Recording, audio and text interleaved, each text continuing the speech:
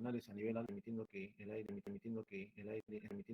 aire enriquecido con oxígeno pueda llegar hasta las unidades funcionales a nivel alveolar y permitir, lógicamente, que haya suficiente cantidad para que participe en el intercambio de gases, y por otro lado, favoreciendo la salida de ese volumen de aire que ingresó con el fin de que se lleve con él algunas sustancias de desecho, principalmente dióxido de carbono. Entonces, esas limitaciones al flujo de aire, tanto de ingreso como de salida, especialmente en esta última, pueden tener representatividad en relación a afectar ese intercambio de gases y, lógicamente, llevar a que exista algún tipo de respuesta compensadora en la economía de estos individuos en el intento de mejorar el equilibrio de concentración de estos gases. Revisaremos 3 condiciones patológicas asociadas a los cuadros obstructivos, donde claramente definimos qué es la vía aérea de conducción la que se va a ver afectada, entendiendo de que algunos procesos pueden ciertamente favorecer la aparición de ellos, muchas veces en forma permanente, y otras veces, si es que logramos realizar una detección, un diagnóstico precoz, podríamos todavía intentar recuperar la indemnidad de la histología abocada a la vía aérea en relación a los tejidos que le están sosteniendo, específicamente tejido conectivo. Bueno, entender los síndromes obstructivos entonces nos lleva a tener que tipificar un grupo de enfermedades que se van a acompañar de una obstrucción de la vía aérea de conducción, que puede comprometer lógicamente la vía aérea asociada a la respiración misma, es decir, al intercambio de gases. Entendemos entonces que existirían 2 vías aéreas, una que solamente permite el flujo, entrada y salida de aire, y otra que está ya originando a las unidades alveolares, los alvéolos en este caso, con el fin de que participen en ese intercambio de gases. Entonces, la vía aérea son simplemente ductos o conductos que transportan aire hasta que llegan a las unidades de intercambio gaseoso, los alvéolos específicamente hablando.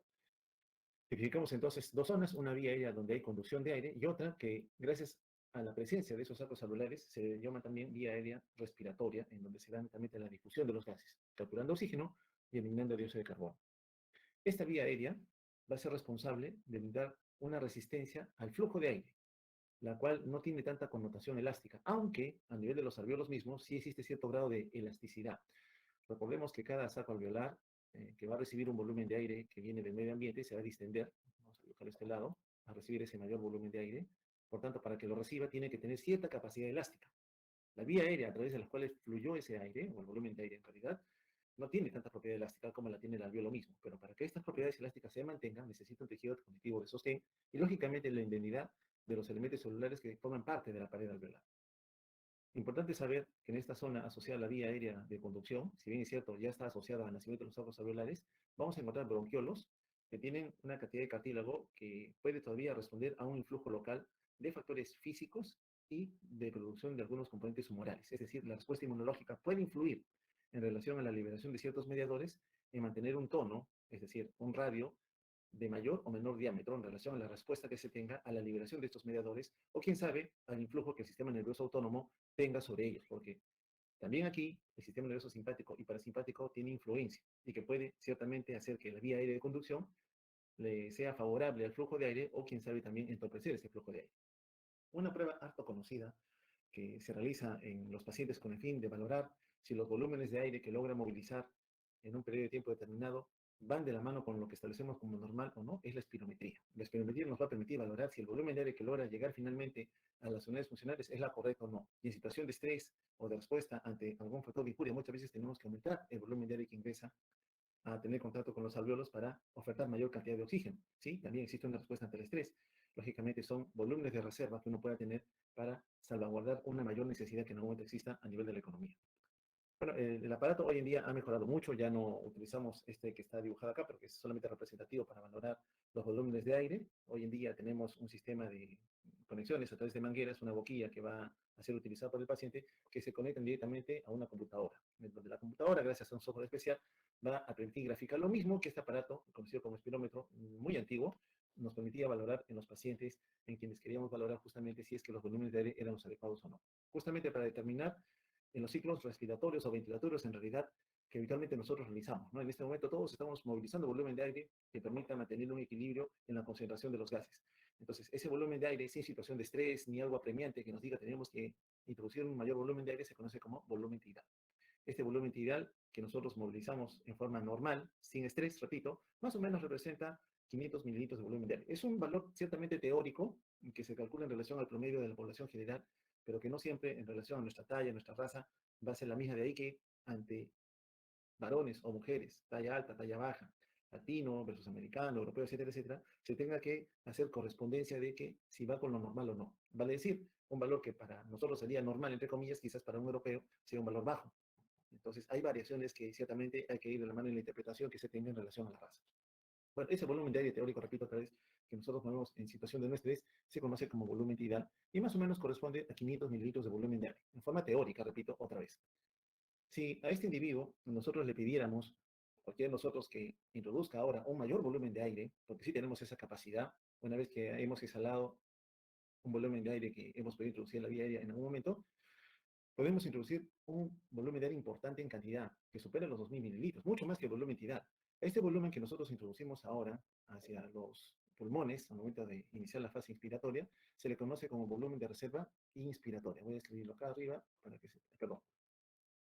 Volumen de reserva inspiratoria. Este volumen de aire que nosotros logramos introducir se conoce como volumen de reserva inspiratoria. Una vez que lo hemos inspirado, lo atrapamos dentro de los pulmones, que se distribuye en la vía de conducción de los sapos alveolares, y ahora tenemos la capacidad de poder exhalarla en su totalidad. Entonces, cuando exhalamos ese volumen de aire y comenzamos a eliminarlo, eliminamos lo que hemos introducido, eliminamos el volumen tidal y adicionalmente tenemos la capacidad de poder eliminar un volumen adicional conocido como volumen de reserva expiratoria.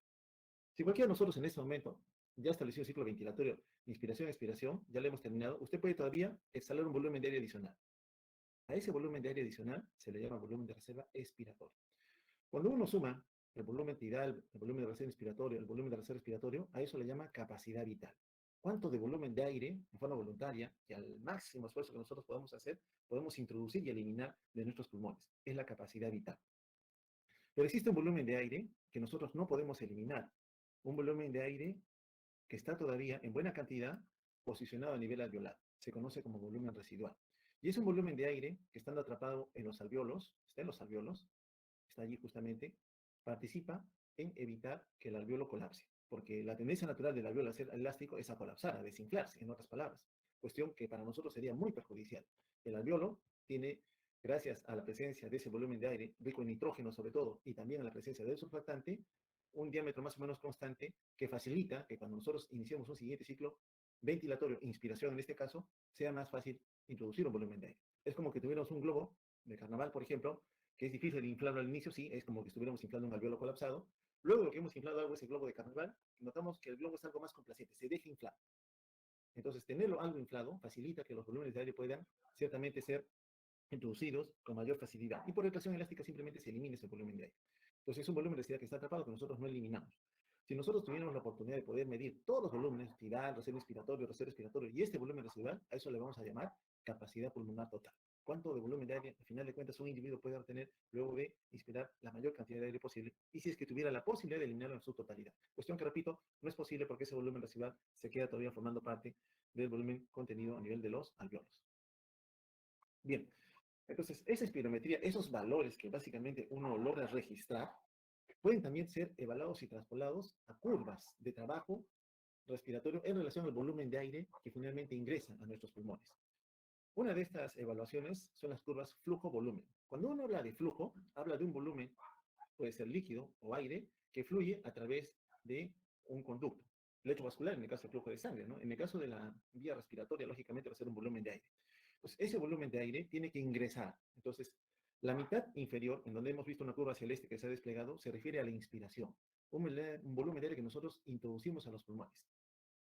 Luego, cuando hemos introducido ese volumen de aire a participar en el cambio de gases, hemos soltado oxígeno, estamos sacando dióxido de carbono, tiene que ser eliminado. Noten que la curva que se registra en la parte superior de color verde, que está relacionada a la fase expiratoria, no es igual a la curva que estamos viendo en relación a la fase inspiratoria.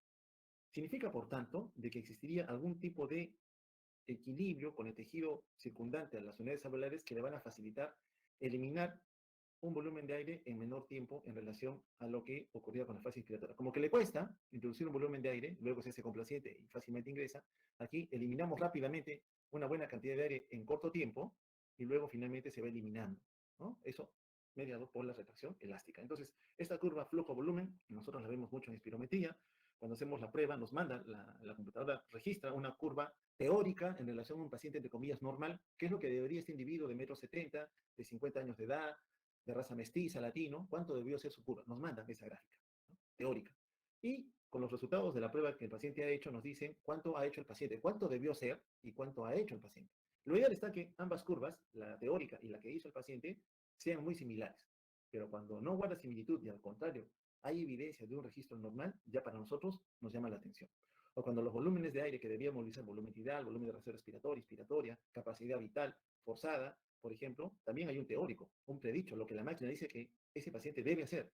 Pero en la parte práctica, el paciente ya enfermo con alguna patología no la realiza. Entonces, para eso nos sirven estas curvas.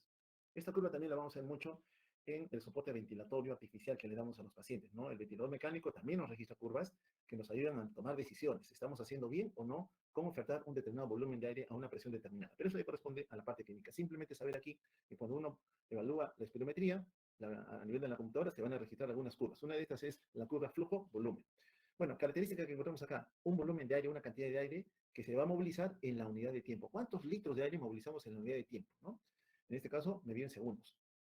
Lógicamente, va de la mano con el porcentaje de aire que existe en los pulmones en algún momento en relación al tiempo que transcurrió.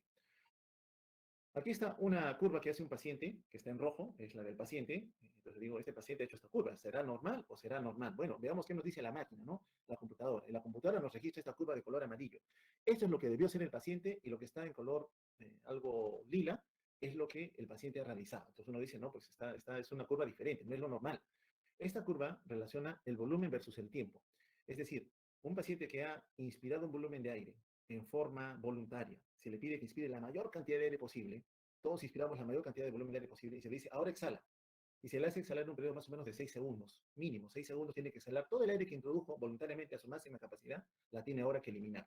Bueno, ese es el volumen teórico en amarillo que nos dice que este paciente debió hacer, pero la curva, la de abajo, es la que ciertamente nos llama la atención. ¿Qué ha pasado? ¿Cómo la interpreto? Esta curva, volumen-tiempo. Bueno, en general, en el primer segundo, nosotros eliminamos la mayor cantidad de volumen de aire que hemos logrado introducir. En este momento, si nosotros tomamos una gran bocanada de aire en forma voluntaria, es decir, estamos haciendo uso del volumen de reserva inspiratorio, y luego nos dicen, por favor, elimine el volumen de aire que ha introducido a la mayor velocidad posible, soplamos a través de una boquilla, este individuo en el primer segundo elimina la mayor cantidad. Bueno, ese volumen de aire que elimina en el primer segundo se le llama volumen inspiratorio forzado en el primer segundo, el BF1. Forzado porque se le está pidiendo voluntariamente, bote el aire a la mayor velocidad que puedas. Sopla la boquilla con la mayor fuerza que tengas. Y no paras. No paras por lo menos hasta que llegues a los 6 segundos. Eso lo medimos nosotros en la computadora. Entonces, al primer segundo, el paciente está haciendo el mayor esfuerzo, está ocasionando una presión intratorácica con el fin de eliminar ese volumen de aire. Es forzado, es voluntario. Y pasado casi 6 segundos, prácticamente ese individuo ha eliminado la totalidad del volumen de aire que logró introducir como parte del volumen de reserva inspiratoria. Es decir, le estamos haciendo que elimine toda la capacidad vital forzada que él ha podido en algún momento acumular en sus pulmones. Claramente para nosotros aquí, si esto es lo normal, en esta curva volumen-tiempo, este individuo, el que nos están registrando con la curva de color lila, se aleja un tanto de lo que nosotros diríamos como normal. Y si no podemos verlo, decimos, bueno, si el teórico es que debió eliminar este volumen de aire al primer segundo, está eliminando menos. ¿Y qué significa que esté eliminando menos? Que algo no le permite eliminar el volumen de aire que ya introdujo. Algo no le está permitiendo eliminarlo. Aún así, él hace esfuerzo, sigue soplando, sigue soplando, sigue sopla, sopla, sopla, sopla, sopla, sopla, sopla, y casi llega a eliminar también la cantidad total de volumen de aire, pero en mayor tiempo. Llega sí, pero en mayor tiempo. También hace su capacidad vital forzada. Bueno, entonces este individuo, lógicamente en la obstrucción, está teniendo problemas para eliminar el volumen de aire. O sea, tiene problemas. El desorden obstructivo, en una espirometría con esta gráfica volumen-tiempo, va a representar para nosotros una normalidad. Estamos por debajo del valor teórico. Así nos viene en la curva. No es que nosotros la tengamos que dibujar.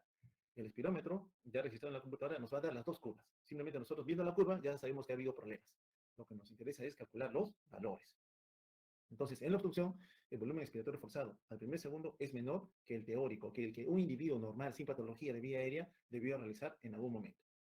Lógicamente, ya acá uno dice, pareciera por el F1 que hay problemas para la eliminación de un volumen de aire que podría existir un desorden obstructivo. Bueno, simplemente la curva no nos ayuda. Tenemos que acudir a una relación, a un índice conocido como el índice de Tifenot-Pinel. ¿Y qué es lo que hace este índice? Bueno, valora el BF1 en relación a la capacidad vital forzada. Es una división prácticamente, es una relación entre los dos. Entonces aquí nos permite evaluar el BF1 que hizo este paciente teórico con su capacidad vital forzada y lógicamente nos va a dar un valor. Si este valor es menor a 70%, ya hablamos aquí de una cifra que nos permite determinar si es desorden obstructivo o no, evidentemente soportamos esta sospecha. Si es menos de 70%. Si estoy en 75, 80, 85, 90, excelente. significa que no hay un desorden obstructivo por la prueba. Pero una prueba normal no necesariamente nos descarta que el paciente tenga un desorden obstructivo. Muchas veces recibimos pacientes que son sintomáticos y la principal molestia que vienen a la consulta son cuadros de tos. O que el familiar o la pareja nos dice, sí, en la noche como que escucho que silba el pecho, que ronca, pero cuando llega a nosotros no encontramos mayor sintomatología.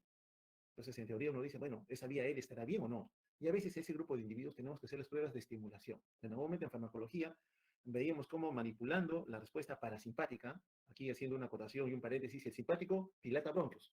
Si dilata bronquios porque relaja músculo liso bronquial, favorece que haya flujo de aire, es cierto. En cambio, el parasimpático, por la liberación de acetilcolina trabajando con receptores muscarínicos, los M2, al contrario, favorece la constricción, favorece la contracción del músculo liso bronquial. Por tanto, cierra los broncos. Por tanto, limita el flujo de aire. Entonces, si tengo un individuo con sospecha, le puedo hacer un test de estimulación con drogas que remedien a la acetilcolina, por ejemplo, a la metacolina. Y ahí recién se activa esa respuesta normal que me hace evidente, sí, pues este paciente que parecía normal, que no tuviera nada, con la prueba de estimulación, ahora sí me presenta manifestaciones como la curva que estamos notando en este momento. Esto es otra curva importante también, es la curva flujo-volumen, diferente a la anterior, que es volumen-tiempo. ¿En qué tiempo se elimina el volumen de aire que ingresó en forma voluntaria, volumen de reserva e inspiratorio? ¿Ya? ¿En qué tiempo? Volumen-tiempo. Esta no, esta evalúa flujo-volumen. También nos da aportes importantes. Es una curva que es muy similar a la primera que vimos hace un momento, en donde sabemos que el volumen de aire se favorece el ingreso y luego este volumen tiene que ser eliminado. Bueno, ¿qué es lo que vamos a evaluar aquí? Igual, a un paciente con sospecha se le tienen que hacer las mismas pruebas, pero con algunas consideraciones, valorando flujo. Flujo, repito, es la cantidad de volumen, en este caso de aire, que transcurre por la vía aérea de conducción. Y cuando uno le pide al paciente, ¿sabes qué? Quiero que tomes una bocanada de aire y comiences a exhalar a la mayor velocidad posible, vamos a establecer que va a haber cambios en el flujo. Al inicio alcanza un pico máximo, cuando a usted le dicen, toma aire profundo, lo más que puedas, y ahora se te pide, sopla con la mayor velocidad, con la mayor fuerza, con la mayor presión que puedas, y él sopla fuerte. Al inicio la hace tan enérgicamente que genera una gran presión, alto flujo. A esto le llaman peak flow, pico flujo, el pico, la velocidad máxima que puede alcanzar. Y luego cuando uno sopla, nota que se va debilitando, se va cansando. Es como que te diga, repite la letra A hasta que te agotes, y tú sigues tiempo, y de repente ya te vas agotando, te vas apagando, porque ya no tienes que más de volumen de aire estimular a nivel de las cuerdas vocales para que digas la letra A. Lo mismo sucede acá. Al inicio sí sale muy bien, el peak flow, y luego comienza el flujo expiratorio forzado, acá ya eliminaste un 25%, eliminaste un 50%, 75%, y casi no te quedas con nada ya. El BF1, mira que el BF1 está lejos del peak flow. Cuando tú soplas con fuerza la mayor energía que tengas dentro de tus pulmones, en la caja torácica, empleando todos los músculos necesarios para eliminar ese volumen de aire, al primer segundo se elimina casi todo, más del 70% hemos dicho, sí, pero mucho antes, décimas antes, estableciste la mayor presión posible para eliminar ese volumen de aire. Ese es el peak flow. Muy bien, ¿qué hace un paciente con desorden obstructivo? Mira la curva que nos presenta aquí, otra vez en rojo. Lógicamente se distancia, se divorcia de la que debió ser en forma teórica. Repito que el espirómetro nos manda la curva inicial. La que está en rojo también nos va a mandar, nos va a decir, esta es la curva que hizo tu paciente. Entonces, evidentemente este paciente está manejando o está eliminando un menor volumen de aire del que entró. Entró el mismo volumen, pero elimina menos. Porque tiene un problema en qué? En eliminar el volumen de aire. Tiene un desorden obstructivo. Entonces, esta curva, con un menor tamaño, inclusive cóncava hacia arriba, no recta, como es lo normal, nos establece que aquí sí hay un desorden obstructivo. Sí hay un desorden obstructivo. Entonces, es un paciente, repito otra vez, disculpe que haya avanzado tan rápido, es un paciente que por espirometría maneja menor volumen de aire y elimina menor volumen de aire porque hay un desorden a nivel de la vía aérea que no se lo va a permitir. Entonces, ese dato para nosotros es muy importante para poder realizar. Muy bien. Vamos avanzando entonces en relación a lo que concierne a las pruebas espirométricas que nos son útiles ciertamente para detectar a aquel paciente que tiene un desorden obstructivo. Pero cuando uno habla de desorden obstructivo, sabe que a su vez va a tener que hacer clínica con la sintomatología que trae el paciente. Y con esto, lógicamente, establecer a cuál de los desórdenes asociados a obstrucción podría estar encalzando este paciente, en donde la espirometría nos está dando interpretación de que el fenómeno sí existe, pero yo tengo que hacer ahora unidad clínica para determinar cuál de los desórdenes que dan desorden obstructivo sería la causa. Y aquí vamos a encontrar tres característicos. Uno es el enfisema, otra es la bronquitis crónica y finalmente el asma bronquial. Bueno, dentro de los desórdenes obstructivos, enfermedades obstructivas, antes abocadas como EPOC, las tres forman parte de la enfermedad pulmonar obstructiva crónica. Así se llamaban las tres. Pero el asma se separó, salió del grupo, porque estos desórdenes en general tenían la connotación de ser irreversibles, es decir, sin cura. Diagnóstico hecho, diagnóstico ya de un daño establecido, donde no podíamos retornar a la histología normal. Ya era un desorden que estaba asentado ya en el parénquima pulmonar, comprometiendo la vía aérea en donde el individuo no tendría chance de recuperarse, solamente de buscar el control de la progresión de la enfermedad. En el asma, lógicamente, había un escenario en el cual los individuos diagnosticados de esta patología, diagnosticados a tiempo, tratados a tiempo, el paciente se adhiere al tratamiento, me hace caso de las indicaciones, vienen sus controles, evita factores medioambientales que estimulan la descompensación, perfecto, el paciente va muy bien, se logra recuperar. La histología de la vía aérea no cambia, pero a veces el paciente no hace caso, lamentablemente por aspecto laboral se sigue exponiendo a factores medioambientales, no recibe la medicación como debería recibir, etcétera, etcétera. Entonces un paciente no ha adherido a la terapia en donde la progresión de la enfermedad también se va a comportar tal igual como era el EPOC, es decir, va a llegar a ocasionar un daño en la histología que ya va a ser también irreversible. Es reversible en tanto nosotros hagamos un diagnóstico precoz, temprano del asma y evitemos la progresión de la misma. Características generales en relación a las tres, porque comparten lesión en la vía aérea, sí. En el enfisema, lo que vamos a encontrar es que va a haber una destrucción de los septos que conectan alveolo alveolo, de las paredes alveolares. Entonces, cuando uno encuentra el parénquima pulmonar, encuentra varios sacos alveolares, todos en convivencia, respetando el espacio uno de otro, lógicamente tejido conectivo, septos que separan una pared de otra, es lo normal. Cuando uno destruye estos septos, lo que va a encontrar es pseudosacos que retienen mayor volumen de aire. Pero cuando uno destruye la pared alveolar, está restando área de intercambio gaseoso. Eso es lo importante que deben recordar. Entonces, encontrar estos sacos ahora más aireados significa que vamos a encontrar mayor volumen de aire atrapado en los pulmones. Eso ocurre en el enfisema pulmonar. Entonces, los pulmones están sobredistendidos, sobreinflados. En la bronquitis crónica, que es la otra condición asociada al desorden obstructivo, encontramos que el paciente viene aquejando cuadros de tos con expectoración mucosa, a veces blanquecina, a veces amarillenta, otras veces verdosa, que nos hace sospechar que ha habido descompensación, quién sabe por un problema infeccioso, con un proceso inflamatorio que compromete la vía aérea. Generalmente son pacientes que crónicamente están expuestos a un factor medioambiental, a veces arrastran la colonización por bacterias que exacerban el proceso inflamatorio, que causa más daño, más estimulación de secreción de moco, y el moco se retiene en la vía aérea y lo obstruye. Igual que como hablamos de las ramas de las arterias coronarias, donde un coágulo de sangre en la luz limita el flujo, lo mismo va a ocurrir. Más secreción de moco también va a limitar el flujo. Y finalmente el asma, como claramente dice aquí, una obstrucción reversible, generalmente evidente en pacientes que son hiperrespondedores. Pacientes que ante un estímulo que en la mayoría de nosotros no ocasionaría una respuesta exageradamente alta, en ese paciente sí la produce. Lamentablemente, el blanco o la diana de daño aquí va a ser la vía aérea. Y en inmunología, probablemente, que revisaremos también un poco en un momento, se va a ver que el llamado o el reclutamiento de células inflamatorias, cuando llega la célula inflamatoria, lo he dicho, lo he comentado varias veces, hay destrucción de tejido. A donde llega la célula inflamatoria va a destruir tejido. Y si afecta al tejido cercano a la vía aérea, lógicamente va a haber una consecuencia. Y esa consecuencia va a ser un daño, y un daño que compromete a los factores celulares, que no solamente van a ser los linfocitos, también vamos a encontrar aspectos a nivel de la membrana basal, también vamos a encontrar células del músculo liso si fue en la vía aérea, vamos a encontrar las células de tejido conectivo.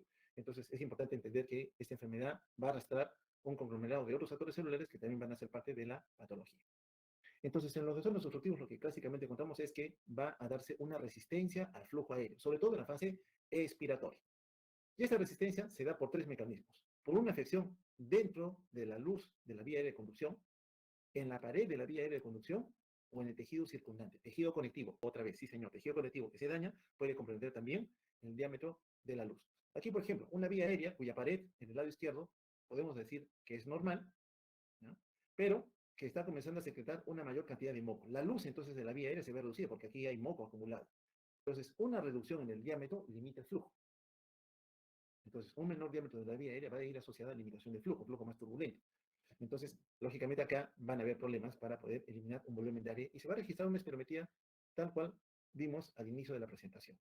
Otro desorden puede darse porque la pared, todos los contenidos de la pared de la vía aérea, van a engrosarse. Y aquí muchas veces encontramos células musculares lisas, las células mucosas, que se van a hipertrofiar. Aumentan el número, lógicamente engruesan la pared, y al engrosar la pared también nos reducen el diámetro de la luz de la vía aérea de conducción. Otras veces es el tejido circundante, el tejido conectivo, el que va a afectar esto.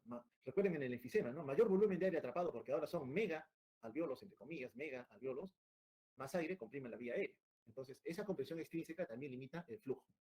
Entonces, cada una de estas entidades vamos a ver que va a calzar en cada uno de estos desórdenes. En el primero, la bronquitis crónica, donde el paciente es hipersecretor de moco. La segunda, engrosamiento de la pared, típico del paciente asmático. La tercera, en donde el tejido conectivo de sostén va a ser afectado por destrucción de los septos celulares, tejido inflamatorio activado ahí, típico del enfisema pulmonar. Entonces, las causas generales del desorden obstructivo irreversible son el enfisema pulmonar y la bronquitis crónica, que van a comprometer la vía aérea de conducción, aquella vía que permite llegar a un volumen de área a nivel de las unidades funcionales en los alveolos, y luego que se ha completado la función, este volumen de área tiene que salir, pero cuando sale se encuentra con una resistencia incremental. Aquí, por ejemplo, por engrosamiento a la pared, ¿no? Una reducción de la luz que no va a permitir que el volumen de aire salga, y nos grafica la curva espirométrica que vimos anteriormente. Empecemos por el enfisema pulmonar. Entonces, en el enfisema lo que vamos a encontrar es un aumento de tamaño de los espacios aéreos. Ya no son sacos alveolares normales. ¿Qué ocurre en la porción distal al bronquiolo terminal? ¿Quién es el bronquiolo terminal? Aquel que da origen justamente a los sacos alveolares. ¿Qué ocurre aquí? Se destruyen las paredes. Aquí debió ir la vía aérea, debió transcurrir hasta aquí. Estoy tratando de dibujar una vía aérea de conducción y termina en un saco alveolar. Pero ¿qué notamos? Que toda la vía aérea que tenía los sacos está inflada, está distendida. Y cuando uno hace un corte a ese nivel, encuentra esto, ¿no? Lo que notamos rodeando esto son sacos alveolares normales, pero en la porción central encontramos una dilatación de esos sacos. Han sido destruidas las paredes que separan saco alveolar de otro saco alveolar o alveolo a alveolo, y lógicamente tienen una correspondencia con lo que nosotros llamamos enfisema pulmonar. Entonces, aquí vemos el tejido circundante enrarecido, se están destruyendo los sacos alveolares. Recuerdan un poquito de histología a nivel pulmonar, han visto algunas láminas con cortes de pulmón, ya han visto cómo son los alveolos, diferentes a los que encontramos aquí. Entonces, esto va a llevar a que haya mayor volumen de aire acumulado en el tejido circundante a la vía aérea de conducción. Entonces, el enfisema va a comprometer la vía aérea de conducción por compresión extrínseca. Otro aspecto importante que tenemos que tener en cuenta es que como el pulmón ahora va a concentrar mayor volumen de aire, voy a hacer un alveolo gigante, vamos a ver, mayor volumen de aire, este volumen de aire va a afectar también al lecho vascular. Recuerden que hay un vaso que va a buscar un alveolo, pero acá está encontrando un alveolo gigante. Esta mayor acumulación de volumen de aire que sabemos que comprime la vía aérea, más fácil también va a ser que comprime el lecho vascular, las ramas de la arteria pulmonar que están ingresando al pulmón para oxigenar. Entonces, ¿qué va a hacer al momento de comprimirla? Aumento la resistencia. Aumento de resistencia vascular pulmonar. ¿Y quién va a ser el comprometido en ese momento? El ventrículo derecho. Ese ventrículo derecho que manda la pulmonar para ingresar a los pulmones, encuentra que hay un aumento en la resistencia. ¿Y qué le sucede al ventrículo derecho? Bueno, lo que usted está ocasionando es una hipertensión pulmonar, un cor pulmonar. El ventrículo derecho trata de acomodarse a ese aumento de la resistencia, comienza a hipertrofiar sus paredes para compensar.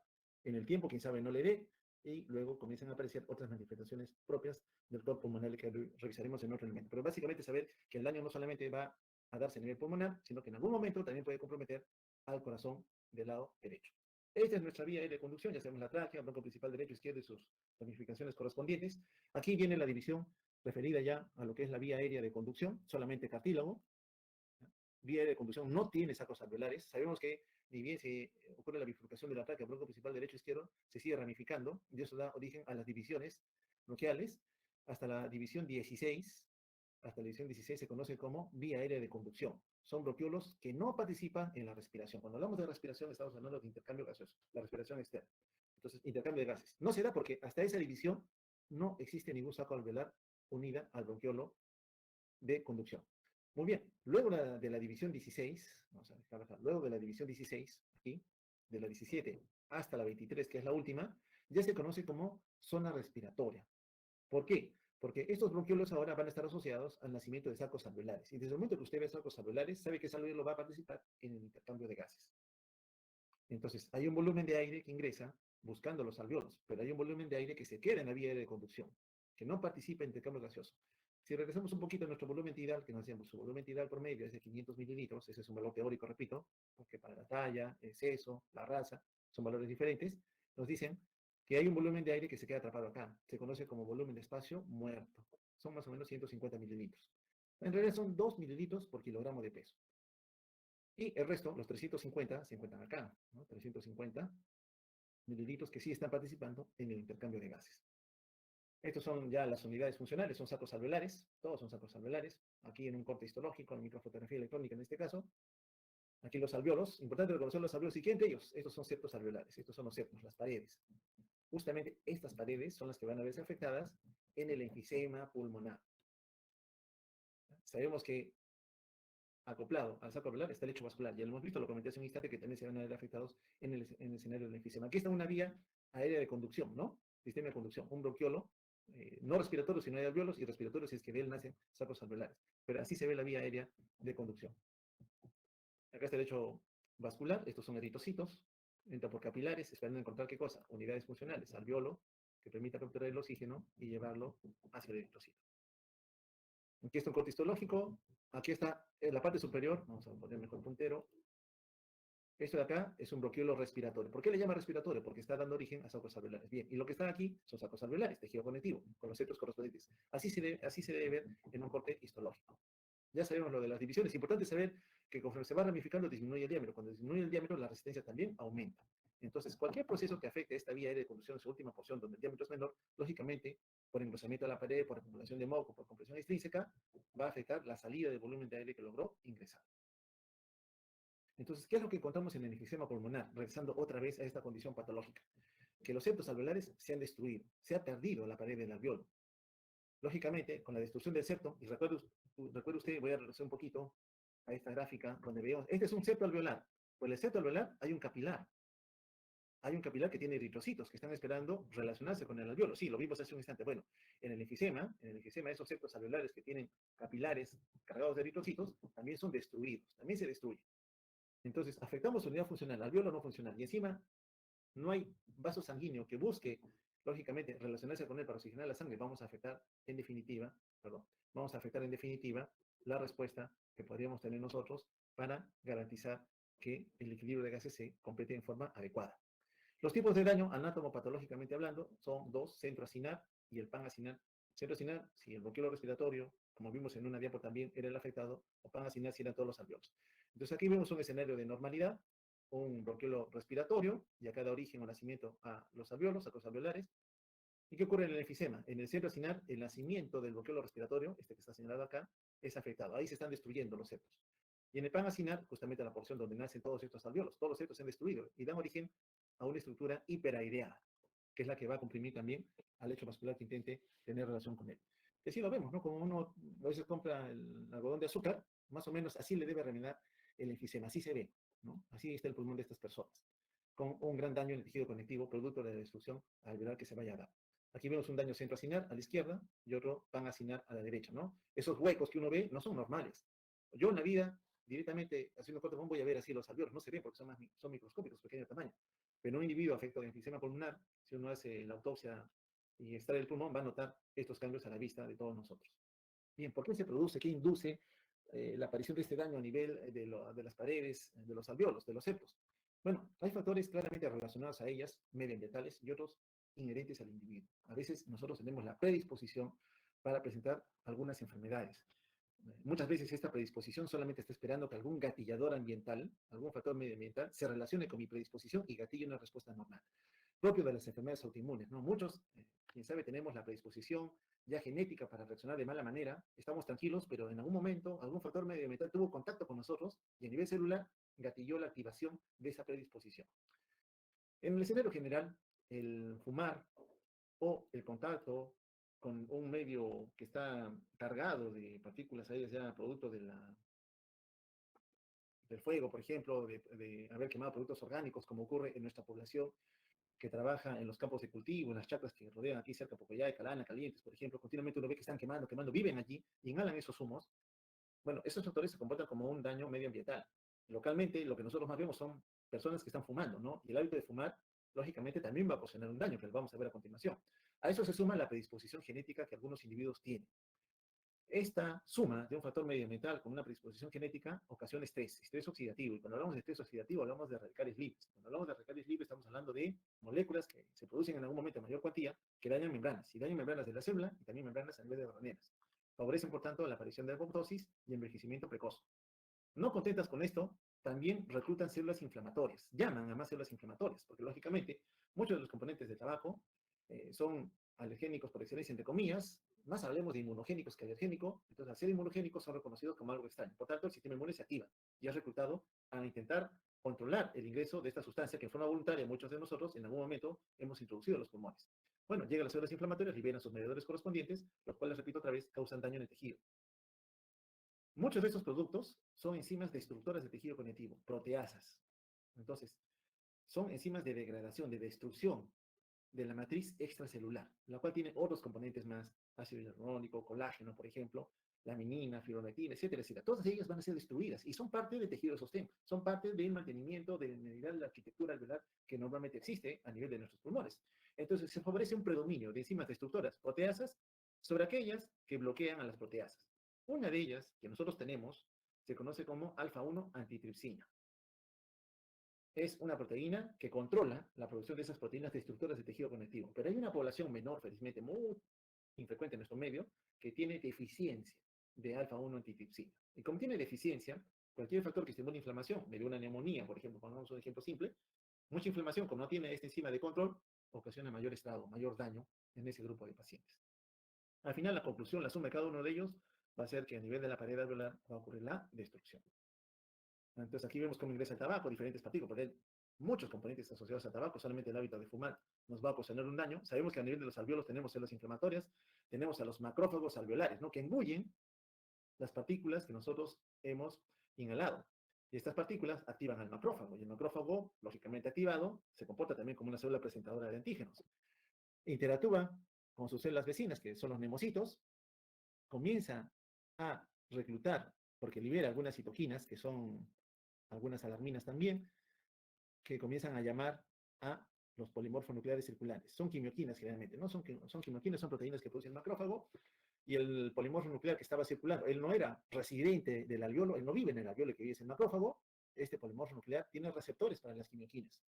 Entonces, igual, ¿se acuerdan cuando hablamos de que hay una primera señal, un primer mensajero, que puede ser un neurotransmisor, una hormona? Aquí es una quimioquina. Entonces, el polimorfo nuclear reconoce la quimioquina, reconoce el llamado de emergencia, está llamando. El endotelo también se tiene que activar, porque el endotelo tiene que expresar proteínas de adhesión que hagan que el polimorfo nuclear se detenga, se adhiera y luego migre hacia el lugar en donde el macrófago lo está llamando. Bueno, ya aquí se activó la respuesta inflamatoria. Llega el polimorfo nuclear, lógicamente él viene para ayudar, pero no sabe que su ayuda, quien sabe, va a ser más perjudicial que benéfica, y comienza a degranular todo su contenido. Muchas de ellas, repito, enzimas destructoras. ¿De quién? De tejido conectivo. Entonces, destruyen tejido conectivo, están llegando allí, ese es su labor, su trabajo, porque lógicamente han sido estimuladas por estos inmunógenos presentes en el tabaco, interactúan con los nemocitos, interactúan con la membrana basal, interactúan con el tejido de sostén y favorecen la destrucción. Por otra parte, se suma la sobreproducción de radicales libres por exposición al tabaco, que hace que la alfa-1 antitripsina, que la mayoría de nosotros tenemos, ahora que hay tabaco, ahora que hay estrés oxidativo, se ve bloqueada, se inactiva. Entonces ya no cumple su trabajo, ya no puede, ¿cómo decirle a los productos del polimorfo nuclear, no me destruyas al tejido, que lo necesito para poder mantener patente la cantidad de alveolos necesarios que favorezcan un buen intercambio de gases? ¿Ya? Peor aún si es que hay deficiencia de esta alfa-1 antitripsina. Y así llegamos a presentar la destrucción de los centros alveolares, ¿no?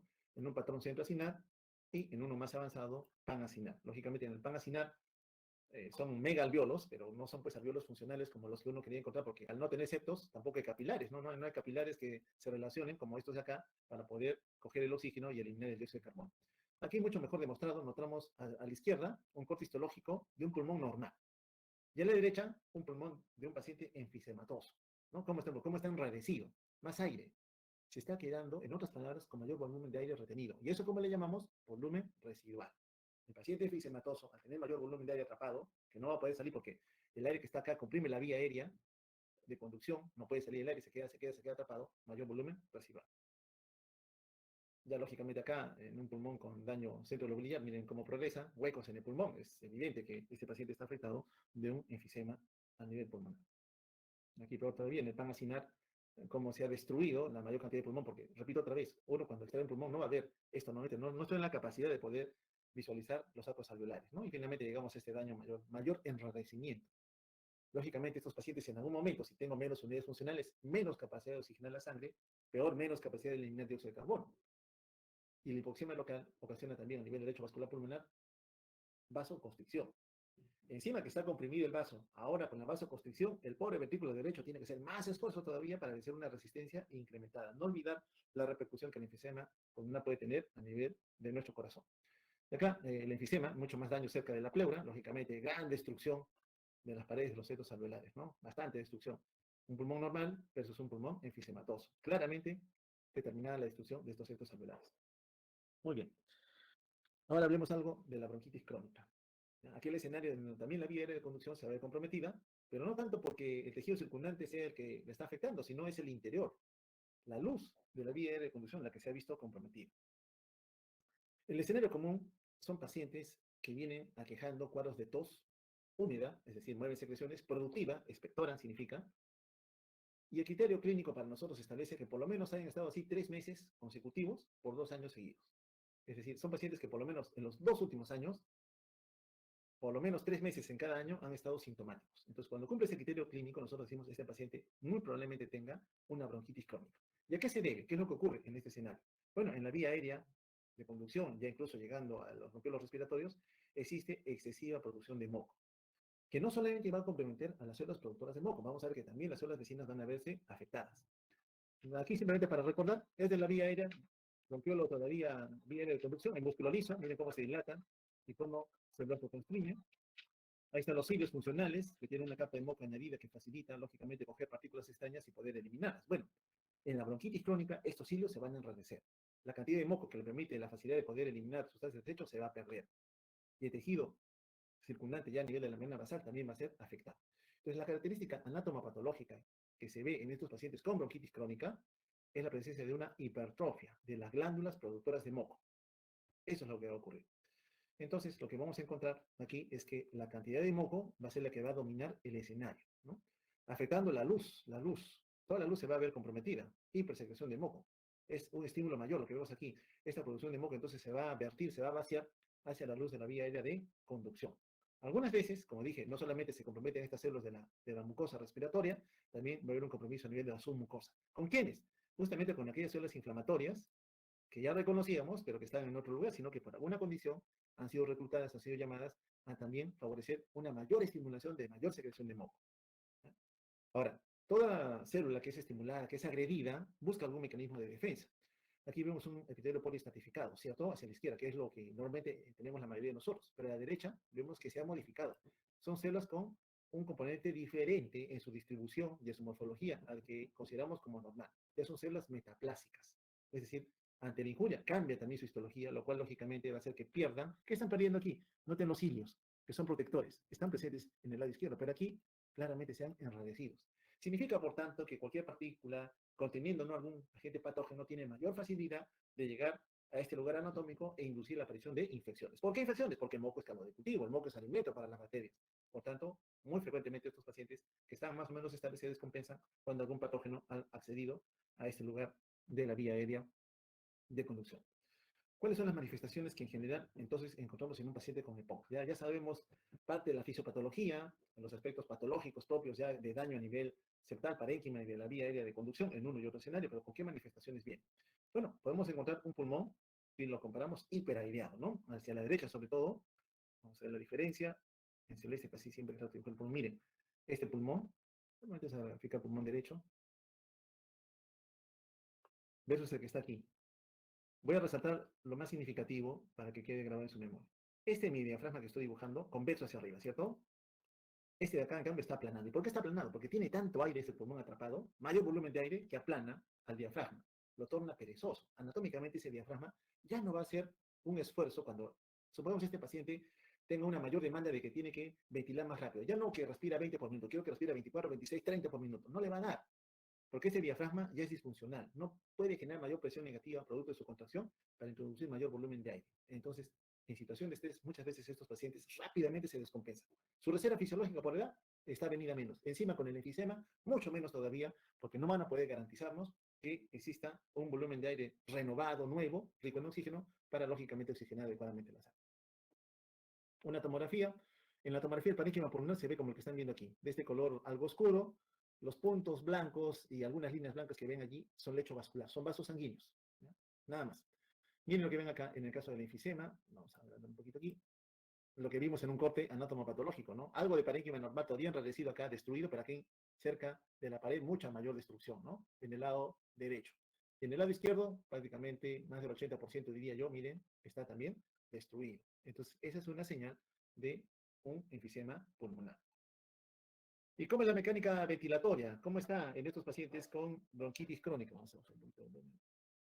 Bueno, valoramos por espirometría el BF1, capacidad vital forzada, el índice tifenó, volumen expiratorio forzado y el volumen máximo expirado a la mitad del tiempo. Todos están venidos a menos.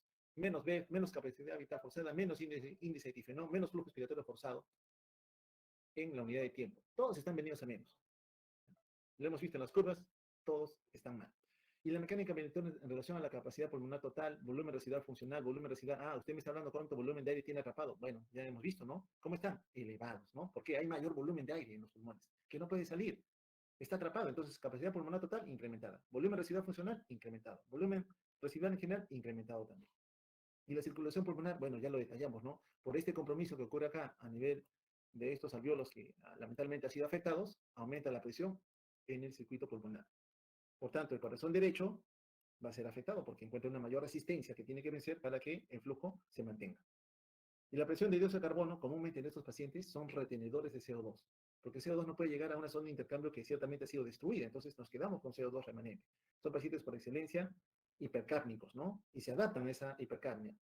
Poco a poco van, a través de otros mecanismos buffer, sobre todo a nivel renal, tratando de compensar la acumulación de dióxido de carbono y su pH se acerca mucho al promedio de 7.40. Así los encontramos habitualmente. pH casi normal, pero con CO2 elevado, 50, 60, 70 CO2.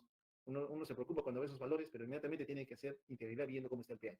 Si el pH está cerca de 7.40, tranquilos, ya sabemos que es una patología crónica. Pero si el pH está en 7.20 con ese CO2, yo digo, no, a pesar que es crónico, el pH te dice que se ha descompensado.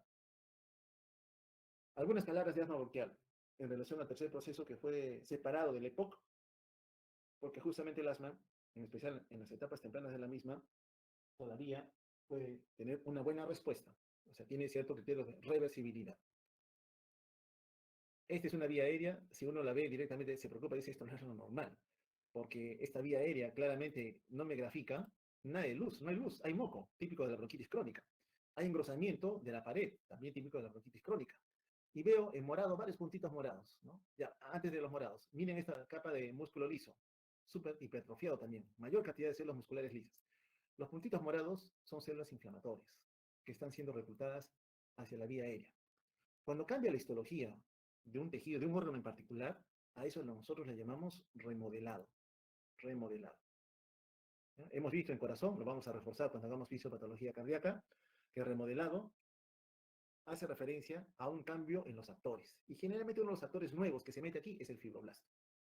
Pero en este escenario llegan células inflamatorias que liberan su contenido, afectan a las células residentes, modifican su comportamiento, a veces para que se multipliquen en forma desorganizada o descontrolada, y terminen de comprometer a quién, a la vía aérea. Ya casi no hay vía aérea por donde fluye el aire, no puede, pues, porque este paciente está francamente descompensado. Esto en el asma ya tardía, ¿no? En aquel paciente que no se adhirió al tratamiento, le recomendamos que reciba este tratamiento, que evite estos factores de exposición, etcétera, etcétera. El paciente nulo, nula respuesta, mala relación médico-paciente. A veces nos encontramos con ese grupo de personas que ciertamente nos complican el trabajo para tratar de evitar la evolución a un escenario que para nosotros sería ciertamente desfavorable.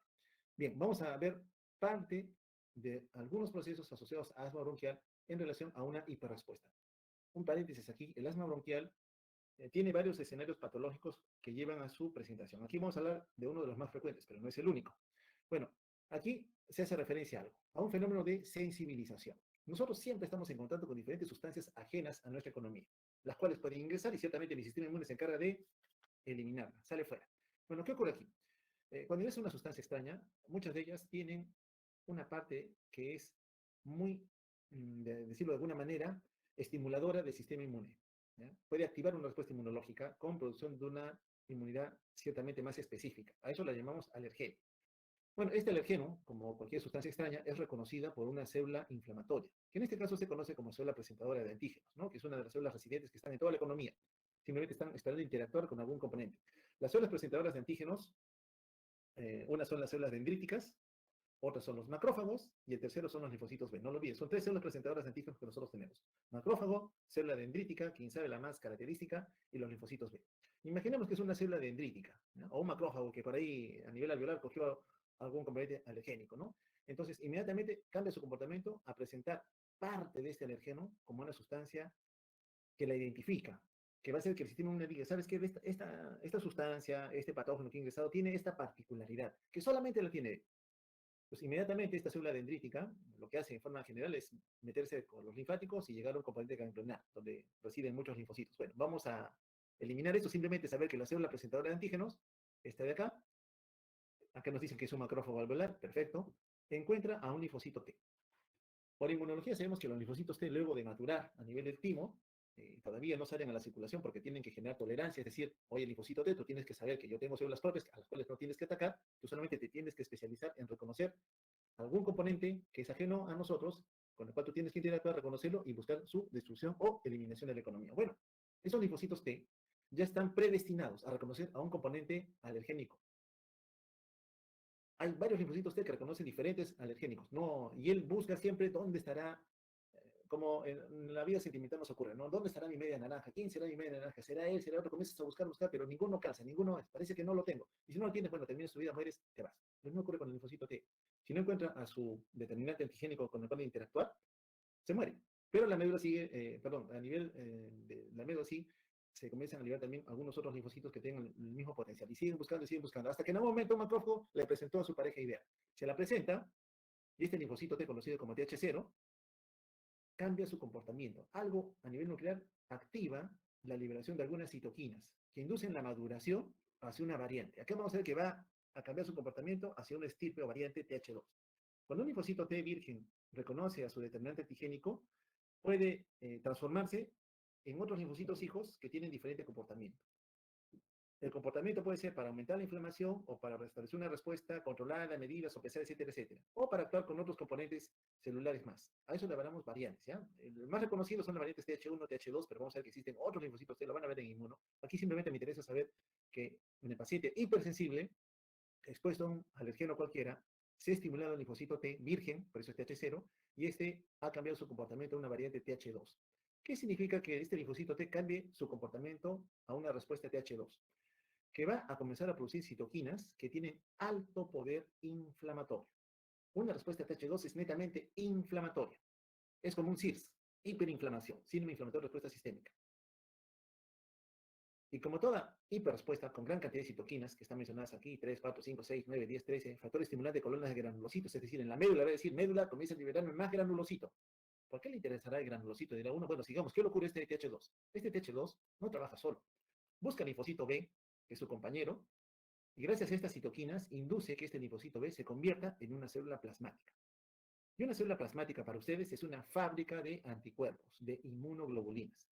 Entonces, ha hecho que el linfocito B se convierta en una célula plasmática productora de anticuerpos. ¿Y qué anticuerpo produce característicamente en ese individuo hipersensible? Inmunoglobulina E. Muy bien, esta inmunoglobulina E, que tiene una fracción de unión al alergeno, tiene otra fracción, conocida como FC, de unión a la membrana. ¿A la membrana de quién? De células inflamatorias. ¿De quién? Una residente en la economía se conoce como célula más o mastocito. El mastocito tiene en su membrana un sitio de unión especial para este anticuerpo, para la inmunoglobulina E. ¿Qué particularidad tiene el mastocito? En su interior tiene alta cantidad de gránulos, que tienen alta cantidad a su vez de sustancias vasoactivas, de estimuladoras de inflamación, pero están guardaditas, esperando que, bueno, como ya tiene el anticuerpo y este anticuerpo en su fracción FAB, ya sabe que esta porción le va a permitir reconocer a este alergeno, que está esperando el mastocito, que este alergeno vuelva a entrar. Cuando vuelve a entrar el alergeno y ocurre la unión del alergeno con el anticuerpo IgE, inmediatamente el granulocito se degranula, libera todo su contenido. ¿Y qué es lo que tienen estos gránulos? Histamina, factor activador de plaquetas, factor de crecimiento derivado de plaquetas, bradiquinina, triptasas, la histamina también, la serotonina, otro más. Entonces, estos productos localmente comienzan a inflamar al tejido. Son productos que también reclutan células inflamatorias. Decíamos hace un instante que también promueve la liberación del factor estimulante colonia de granulocitos. ¿Quiénes son los otros granulocitos? El basófilo. ¿Por qué le llamas así? Porque tiene gránulos de color azul. El otro es el eosinófilo. También tiene gránulos de un color ligeramente rojo, por eso se llama eosinófilo. Muy bien, mira, mastocito, basófilo, eosinófilo. Todos granulocitos, todos con sustancias vasoactivas. Cuando llegan al tejido, o cuando ha sido, lógicamente, el alergeno lo volvía a inhalar, a veces es una colonia, un aroma, un perfume, el heno, talco, etcétera, etcétera, lo inhalé, ya ingresó a la vía respiratoria, estas células llegan, se degranulan, van a hacer que la vía aérea, cuya histología es la que estoy aquí señalando, cambia la vía aérea. Precozmente se comienza a hipersecretar moco. Las células musculares lisas se comienzan a activar, se comienzan a hipertrofiar, al igual que las células mucosas. Pasa el tiempo, mayor reclutamiento de células inflamatorias, mayor engrosamiento de la pared, mayor distorsión de las células musculares lisas, pasa el tiempo, mayor distorsión. Significa entonces que conforme pasa el tiempo, de ese paciente asmático, a quien yo hice el diagnóstico, vino con síntomas, le hice la espirometría, se hizo un patrón obstructivo, es asmático, le damos el tratamiento, el paciente no quiere, no se adhiere, no recibe, no concibe la necesidad de recibir ese tratamiento, progresa. Hasta aquí, todavía es reversible. Todavía podemos recuperar a la vía aérea al escenario de normalidad. Pero cuando ya ocurre cambios mayores, es decir, remodelado, difícilmente ese paciente se va a recuperar. Ese paciente asmático deja de ser un paciente con una entidad reversible.